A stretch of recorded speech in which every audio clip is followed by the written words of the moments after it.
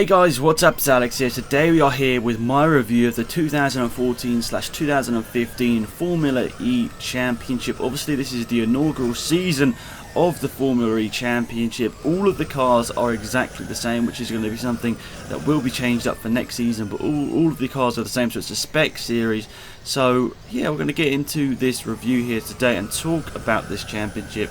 Obviously with those spec cars and making it all very similar, it made the racing really interesting because it was just so close. So yeah, I'm hopefully going to talk through the season in this video. I'll probably ramble off and talk about other stuff along the way, but yeah, going to be talking about the whole season in this video. And also click away now if you don't want to hear any of the results from the season, because inevitably I'm going to spoil some sort of result throughout this video here today. So just click away now if you haven't watched one of the London races or something, because it was an interesting championship battle, I'll just say that. Anyway, spoilers will start very soon. So yes, what a crazy season it was. I think 5 people went into the final round with a possibility of the championship. I think it was Piquet Jr., Buemi, Di Grassi, D'Ambrosio and Nicolas Prost all went into the final round with a chance at winning the championship, which was quickly cut down to 3 people in the last round after Buemi won the first race in London. And for anyone wondering, I actually did go to the second race in London, so I went to the final round of the season, which was really good. London, Battersea Park, an awesome venue. Sadly the tickets we got weren't exactly the greatest, but I'll talk about that a little bit later on. But going into the final race of the season, we had 3 people battling it out for the championship, separated by I think something like 6 or 7 points, something. It was crazy. It was really close going to the final race of the season. And with Piquet Jr. having, I think, a 5-point lead over Buemi, and then Buemi having a few points over Di Grassi. So it was really close going to the last race of the season, and I think that's obviously really good, because you want a championship battle going down to the wire, in my opinion. I think it's generally boring if the championship's won before you get, if say Piquet Jr. had won like all the races up to Long Beach, he's pretty much champion, isn't he, whatever he does for the last half of the season. So in my opinion it was really good to see the championship go down to the wire, and I just think Formula E has been great this sort of season. Well, I don't know, do you call it a season? I don't know, it's gone over 2 years. I'm just going to call it the season. So yeah, I think it's just been really good. I mean, the way the championship's been laid out has been really good, starting obviously in Beijing way back last year. When was it? Was it like August or something? I can't even, maybe it was September or something like that. It was late on last year that the Formula E season started up in Beijing, then went to Malaysia, then was it Uruguay, I think? Yeah, Uruguay, then Argentina, then 2 races in America, then Monaco, Germany, Russia, then 2 races at the end of the year in Britain. So it's definitely an international series, isn't it? It goes all over the world. It's not just in Europe or anything. It's a fully international series, which is really good.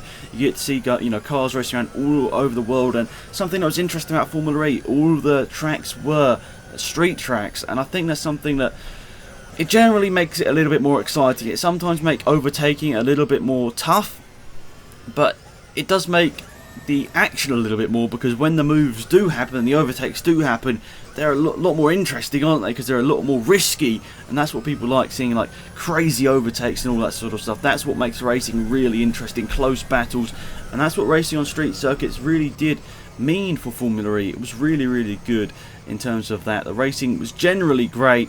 I remember, I think Berlin and Moscow weren't exactly thrillers in terms of great races, but overall all of the races were very good in my opinion.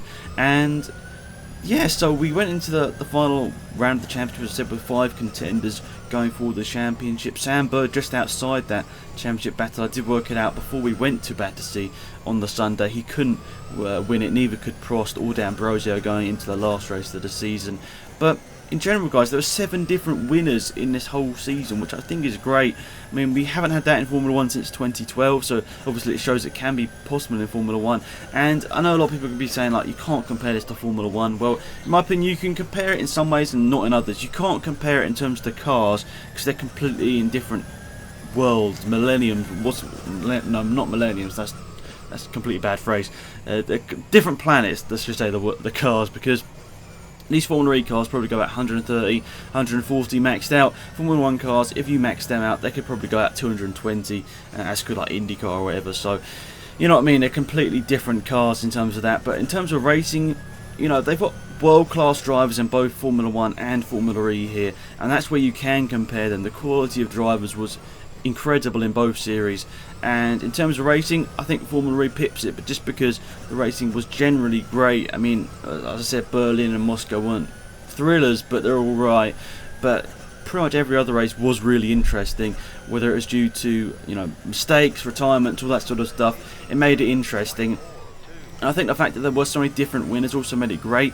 I mean, if you look at the championship, the top 8, well, except from Verne, they all scored wins, which I think is pretty good. And you've got podiums down to like 15th, 16th in the championship, showing that you know, you can get a podium, just have a random good weekend, you can get good points. So yeah, I think that's what makes this, you know, series really good in general. It's just how random some of the races were, just you know, just awesome. But I have to say, guys, I was talking to my friend Will, he might know, Haunted Horizons, Happy Horizons, Human Games, he's got so many different names. I was talking to him because I went to the Formula E in London with him, and we were talking about the whole series and everything. And one thing that we did mention that was disappointing was that some of the teams were changing drivers every single race, which is just disappointing. It sort of takes away from the series. This is what Will was saying. It takes away sort of the credibility of the series if every single race the drivers are changing.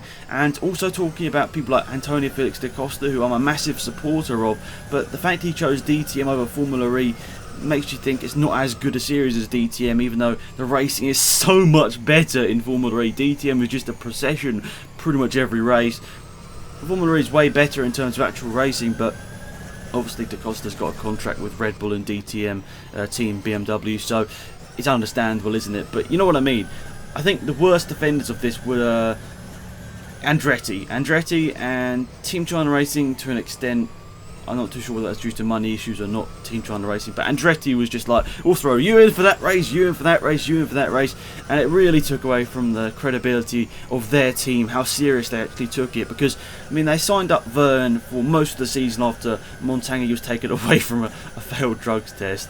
Then they also used Peak, Brabham, Matthew Brabham that is, Marco Andretti, Scott Speed, Justin Wilson, Simona Di Silvestro in the number 28 car. So they had 6 different drivers in one car in one season. When do you ever hear about that in any other Formula Formula series? I think it's just a bit disappointing in terms of that. I mean, we had 35 people in the championship at the end, and most of them were Andretti drivers. So you understand what I mean there, guys. It's obviously not nice to see a team switching out drivers each and every race, because the fans, including myself, obviously I'm a massive supporter of this series. But when I was watching it in London, I was like, who's that? Who's that? I don't recognise the helmets because they're changing every single race. I mean, Simona Di Silvestro, obviously I know from IndyCar, but some of the ones like Sakura Miyamoto, I don't know what his helmet looks like. So I didn't know what car he was, and that just got a bit confusing in my opinion. Especially the official program for London as well wasn't done very well. It was was it £10 or no? It was like £6 or something. It was quite expensive. Maybe it was £8. I don't know. It was really expensive, the program, nonetheless. And half of it was wrong. Half of it was filled with adverts as well. So in general, guys, I really enjoyed the season, but I want to tell you about my experiences from Formula E, because I went to the last round, as I've said many times in this video. Oops, as I crashed into way me on screen. But yeah, let's talk about my experiences from the series, because even though it was great, the tickets we got, we spent, was it like £25 on the basic bronze ticket? They were terrible, guys. I'm not going to lie. The tickets were terrible. We saw one corner for the whole race, qualifying and all that practice. We didn't see a single overtake. Probably about 3 hours of action, we didn't see a single overtake at that corner, and that's just a bit disappointing, isn't it? So the places where they allotted people to look from weren't that great. That's one thing I do think was disappointing. I mean, you definitely have to get a grandstand ticket. The grandstands aren't proper grandstands either, obviously, as it's just like a standing grandstand, because it's obviously not a proper grandstand because it's only a street track and it's not used. It's only used like once or twice a year. So yeah, that's one thing. Definitely go for a grandstand ticket, as you're going to see so much more, and you can also go to much better parts of the track. So yeah, it's over twice the price of a bronze ticket, the grandstand tickets, but it's you know, even though I didn't go into the grandstand, I saw the people in the grandstands were enjoying it so much more because they saw the overtakes and all that sort of stuff. So definitely go for that. And also the signing session, the fan signing session, was organised absolutely terribly at London Battersea Park. I mean, I don't want to look down on this event, but it was organised terribly, the signing event. The drivers were really nice and everything, and obviously they were signing autographs and everything. Nelson Piquet Jr. signed my half-size helmet that I bought off eBay so he could sign it. So yeah, that was awesome. Really nice for him to sign that for me. But the marshalling of that, not the marshals like out on track, but sort of the marshalling or the event staff that were sort of doing the queue, if that makes any sense, that were organising the queue, the sort of security in a way. They really were really bad at organising that. I mean, I'm not going to lie about it, it was bad organisation on their part there, because we were waiting in their queue for about 1.5 hours, and the queue didn't move for about half an hour because people were just pushing in at the front, and it was really annoying. And by the time I got to meet the drivers, they were like, no, they're not going to sign that helmet and all that sort of stuff, they're not going to sign that for you. I was like, what? I've just waited here for like over 1.5 hours, and you're not going to let me sign my one bit of merchandise thing that I brought, that I spent money on to get signed here. I thought that was just absolutely disgraceful, actually, that they were saying that to people. There were young kids as well that were getting told the same thing. I mean, okay, I can understand it, I'm older and all that, but like young fans were getting told, no, they're not going to sign that for you. I thought that was really disappointing there, and also the fact that they just let people push in at the front was really disappointing. And let's turn it into a bit of a rant here, but I want to tell you guys the truth. The marshalling in the sort of the stewarding, I don't know what the right word is for it, but in the signing session was absolutely horrendous. That's something that does need to be definitely improved for next season. And the fact that I didn't even get to meet all the drivers. I only got to meet half of them because they split the queue in half. My friend Will went down one queue, I went down the other queue. Luckily the one I went down was the one with Nelson Piquet in it, so he managed to sign that for me, which is good. I'll show you guys in my setup video what it looks like as well.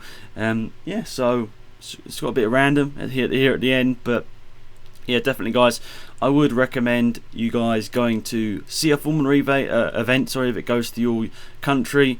Obviously, hopefully it comes back to the UK next year, and I will be going, but let's just hope it is organised a little bit better. I will be getting grandstand tickets next year as well, definitely, because the bronze general admission tickets were bad.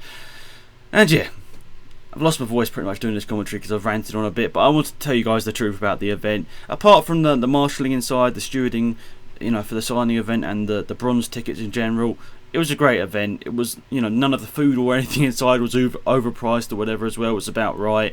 So, yeah, overall, it was good.